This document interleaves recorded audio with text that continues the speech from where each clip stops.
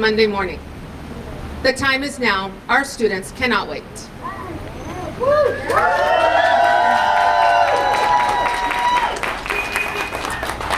Andrea. Vamos, Andrea. Hello. My name is Andrea Pereira, and I'm a parent of 2 students at Sunnyside Elementary. I've been a parent in the district for almost 2 years. I grew up in a union household, and I went to SFUSD myself, Buena Vista and James Lake. It is not an exaggeration to say that the teachers I had there are 100% part of who I am and why I'm here today. A parent standing with the educators here in San Francisco for what's right for working people in our city. Sunnyside is such a great school, and my children have thrived there. Our teachers are like extensions of our own family, and it's been incredible to watch our kids grow since they've been there, not just academically, but socially and emotionally. We've seen them bloom since going to Sunnyside. And I know that this is the case because they've had wonderful, caring, experienced, and permanent educators in their classroom the whole time. But I know this is not every parent's story. It's devastating to know that there's a classroom at Sunnyside that serves the highest need kids in a special education program that has not had a permanent teacher in years. Shame. This is not okay. My heart hurts for these students and parents, and this is why I'm standing with educators here today. My kids rely on our amazing teachers, librarians, classroom support staff, security guards, counselors, and nurses to be there every day. And I need them, we need them to be there every day. When our educators tell me that their schools need more, while the district puts hundreds of millions into reserves, and that they might have to look elsewhere because they can't afford health care for their families, I channel my mom, former union nurse at SF General for 34 years, when I say that enough is enough. SFUSD can and must do better. I stand here as just one parent among thousands that have your back. We stand with you in doing whatever it takes for the schools our students deserve.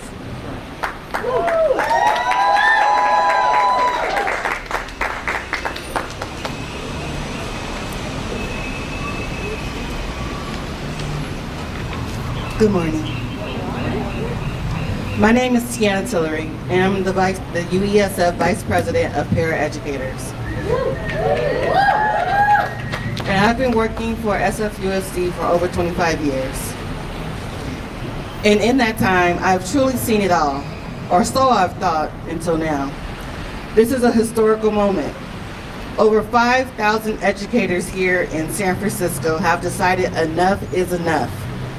That we're going to strike unless the district commits to do better for our students, our families, ourselves, and our cities.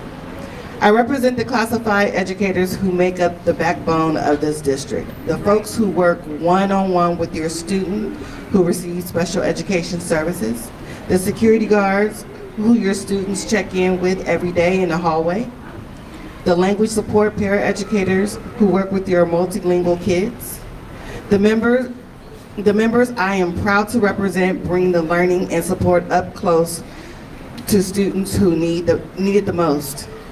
They can sometimes be the reason a student does or does not come to school.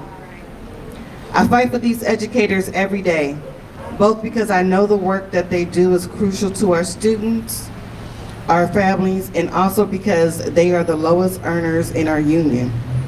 We are fighting for our classified educators to be able to live in San Francisco, afford housing, and provide their families with health care. Right now, for many of us, this is nearly impossible. Many classified staff are not offered full-time hours. Our hourly pay is low, and our portion of our health care premiums are high. Many of us work 2 and 3 jobs. Some of us only ever see half of our paychecks after health care premiums are taken out. This is not acceptable or sustainable. And so, we are here at this point thousands of us ready to strike for stability for our students, but also stability for us. We know the district can't not afford to invest in stabilizing staffing.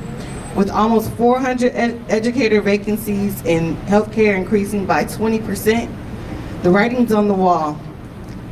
SFUSD needs to invest in all of its educators or risk losing most of us. Thank you.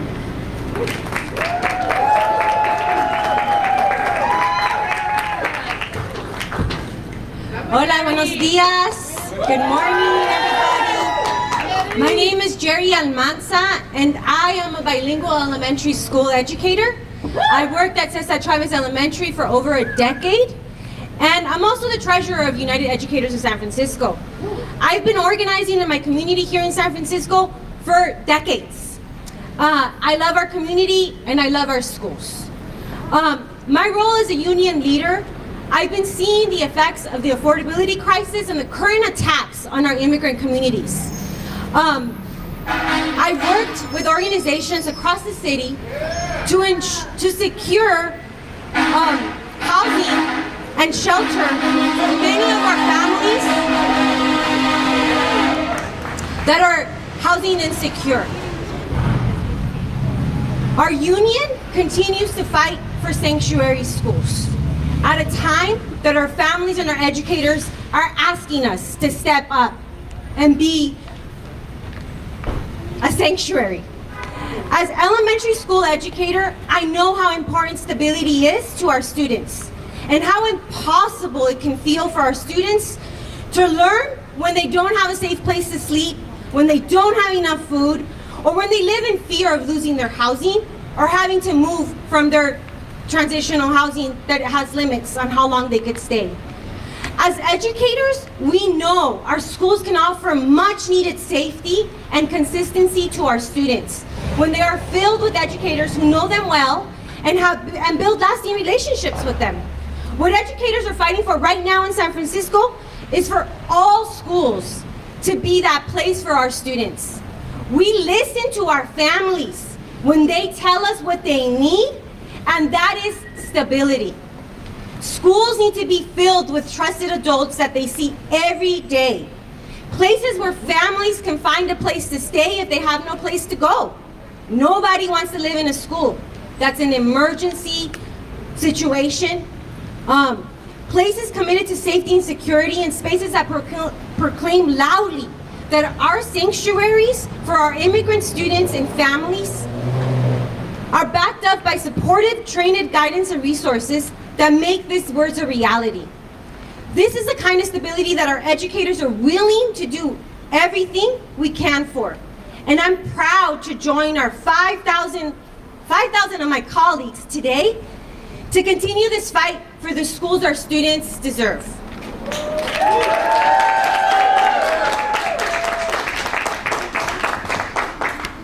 Hello everyone, my name is Elaine Velasper, and I am a parent of a Denman 7th grader, and I'm also the executive director of the Filipino Community Center. I learned a lot about how the district prioritizes budget lines over its students when my son was at Longfellow Elementary School, and how also to fight back and win. In 2023, we fought hard for the Filipino language program there.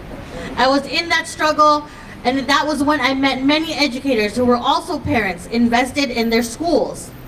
When the district wanted to start limiting how many students could enroll in the thriving and crucial program, we joined together to push back in the name of our students, and we won. This fight in the name of preserving language access and cultural familiarity for our kids in the face of district limitations, we not only preserved a program, but we also strengthened the community. I want to remind you all today, as you move forward with a strike, that your bonds with your communities, your families, and each other will only come out stronger through this fight. At Longfellow, the relationships we built with the families and educators have long-lasting and will go far beyond the school year. None of the work we did at Longfellow to create a school that welcomed and nurtured our community would have been possible without the amazing educators who put their all into it. And it is because of them and their steadfastness and vision that I am proud to speak here today as you announce this historic strike and say, I believe that we will win the schools our students deserve.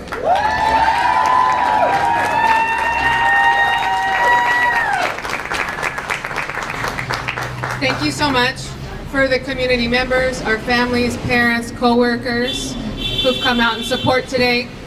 Before I open up for questions, I want to remind the press that we are United Educators of San Francisco. We are a union not just of teachers. We represent counselors, social workers, nurses, school psychologists, special educators, para-educators, security. The list goes on. It's quite long, which is why we use the term educators. So please do what you can to make sure that that's represented accurately. Thank you. All right, who's up?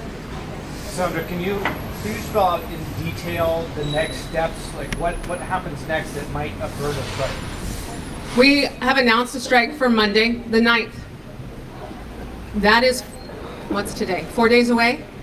The district has every opportunity to come with the spirit and proposals to make a deal. We have bargaining tonight at 5 p.m., which will be the first time that we should be receiving on paper what the district is proposing to make a change. So we're ready to receive that tonight. Our 120 plus members on our bargaining team will be sitting in the room anticipating a very thorough counter proposal from the district on what it intends to have happen. Yes? The district has said they will be there at 5. Is that the agreement? Yeah, that is so far, yes. And I have not checked my email since we've been speaking. I hope that hasn't changed. Yes? They said that this 9% wage increase, according to the independent report, is, we're just quoting here, it's not budget neutral and would likely be rejected by the state. So what's your response to that?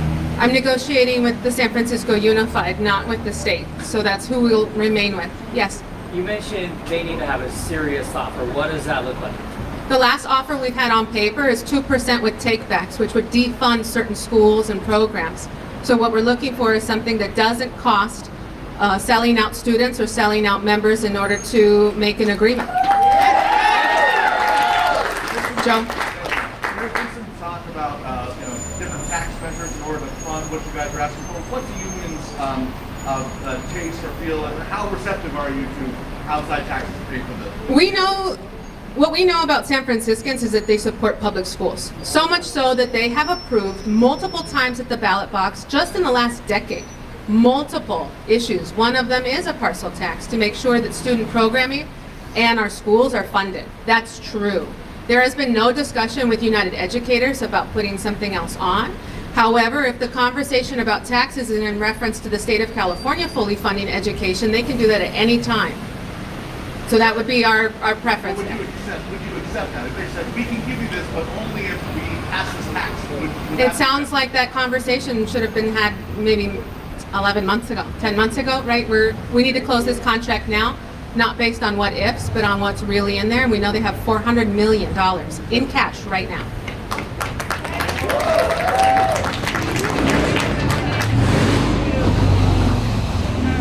The union's letter this morning alluded to creative solutions that the district has made. Can you go into specifics on that? I can't actually, because the district superintendent is the one who said creative solutions. Is that what you're referencing? I'm sorry. Yes. It was in the union's letter this morning. It alluded to creative solutions that the district has made. I was wondering if you could go into specifics on any concessions that the district has made in the negotiating process. Not yet. They've not put anything in writing, so anything that's referencing creative solutions is in reference to the superintendent's emails and or statements that she's made to the press about what she said. Again, none of this is in writing, so I have no details. Yeah. What's your reaction to the district highlighting the damage that will be done with this strike, losing millions of dollars per day? Absolutely. The district losing, or our actual students losing out on the district waiting this long to get serious, is a very, very real problem. This is really important.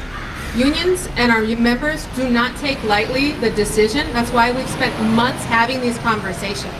We have been bargaining since March of 2025. The district has had every opportunity at every session to get down into it to make sure that they can avert what is the current condition right now. This is like the homework is due at midnight and it's 11:59, right? This is the feeling, this is the tension that we have. I'm a teacher, I'm a language arts teacher, middle school. If any of you are parents, I know what you're dealing with, right? When the kid comes the next day, it says I have a project due tomorrow, right? I get it. The urgency is real and it's very serious. This is why we haven't taken this step in almost 50 years, because the district has historically taken it seriously enough to come to an agreement beforehand. They have every opportunity to do that. We believe that they can close this contract. And so we're going to be looking forward to what their solutions are. And no one takes this more seriously than the educators who teach in our classrooms, in our hallways, who are security guards opening the door to say hi every morning. We do this job every day.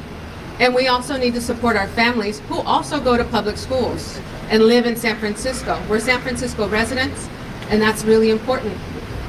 Yes? Do you have any further guidance for parents on where to send their kids if there is a strike on Monday? We are giving this notice in advance so that folks can make their plans. As Jerry said, and many of our support folks up here have said, we've taken every effort we can to work with community groups, but also the people that we live with, the people in our communities, to prepare for the likelihood, what would happen. So we have this timing here for that. If the strike does happen, do you and the membership already have a plan in place to bring students back to the classroom and what that would look like when the strike's over? You mean the first bell?